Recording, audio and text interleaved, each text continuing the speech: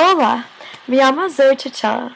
Yo tengo 18 años y estoy en mi cuarto año de escuela secundaria. Yo vivo en Laguna Niguel, California, y yo asisto a un colegio católico se llama Santa Margarita.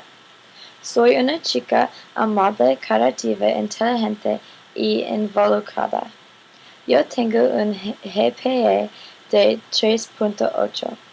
Yo era en el equipo de cheerleading por 4 años y era la capitán del equipo este año. Yo soy una miembro de la Liga Nacional de Caridad y he hecho más de 400 horas de servicio en mi comunidad. También yo estaba en la junta directiva del Club de Chalk, el club más grande a mi escuela.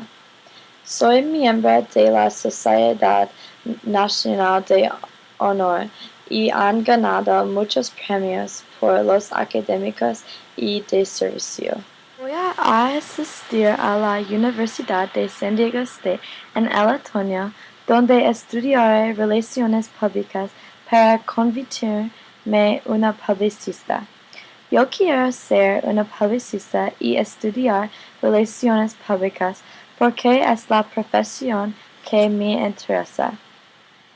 Yo merezco ir a SDSU porque he trabajado duro en la escuela secundaria y seguiré siendo una trabajadora en la universidad.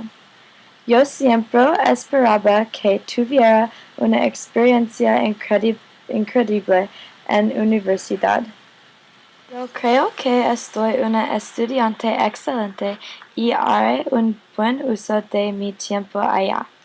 Es ridículo que esté casi terminado con colegio, pero estoy muy emocionada.